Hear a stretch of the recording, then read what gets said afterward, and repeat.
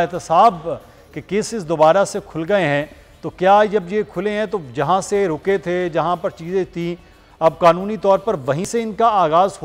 होगा और जो पार्लियामान ने ये तमाम तर चीज़ें चेंज की थी अब उसकी हैसियत सिफर है, और क्या दोबारा से इसको किसी तरह चेंज हो सकते हैं, क्या हो सकता है?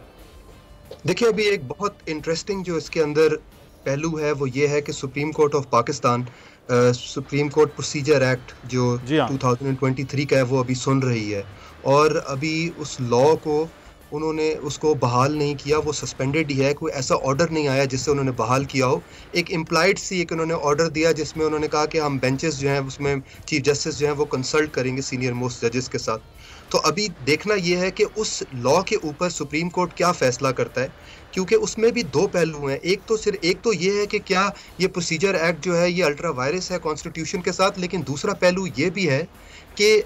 क्या law supreme court of Pakistan क्या लॉ को सस्पेंड कर सकती थी प्रीएम्प्टिव।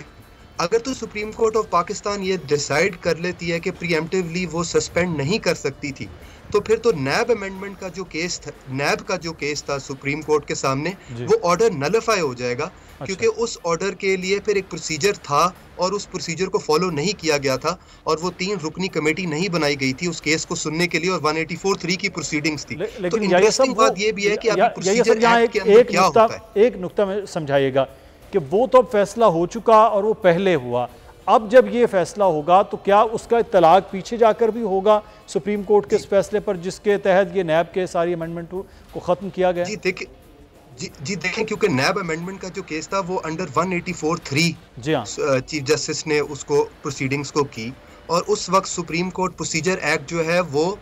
पार्लियामेंट ने पास कर दिया था, लेकिन सस्पेंड हो चुका हुआ था सुप्रीम कोर्ट से। अब उसकी जो सस्पेंशन है वो भी एक चैलेंज है before the honourable chief justice of Pakistan and the full court,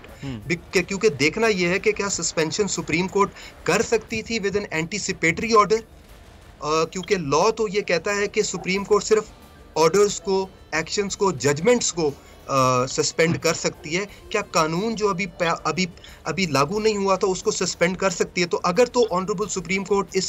इस पहलू को देखकर इस पे फैसला कर देती है और कहती है कि सस्पेंशन जो है वो गलत हुई थी, तो उस तरीके से वो 184(3) की प्रोसीडिंग्स नैब की जो थी वो नलिफाई हो सकती है। तो अभी ये पहलू भी हमने देखना है कि उस प्रोसेस में क्या होता है। दूसरा ये है कि 30 डेज का टाइम पीरियड है गवर्नमेंट के पास कि वो रिव्यू फाइल करे, और अभी वो टाइम पीरियड है, और उस पर आपके इंफॉर्मेशन मिनिस्टर का बयान आ चुका है कि वो फुल जजमेंट का वेट कर रहे हैं। तो अगर तो फुल जजमेंट आती है और उस पर वो रिव्यू में चले जाते हैं और honourable supreme court of Pakistan suspend कर देता है उस ऑर्डर को जिससे नैब अमेंडमेंट्स जो है वो अल्ट्रा वायरस डिक्लेयर हुई हैं, तो फिर भी एक कॉन्स्टिट्यूशनल क्राइसिस डेवलप होगा, एक पॉलिटिकल क्राइसिस रिगार्डिंग नैब के केस का डेवलप होगा। तो अभी फ्यूचर हमें बताएगा कि ये एक्चुअली नैब के केसेस का स्टेटस क्या होने वाला है। इसमें दोनों केसेस इंपॉर्टेंट है, एक supreme court procedure act important है, और कि अगर गवर्नमेंट रिव्यू फाइल करती है।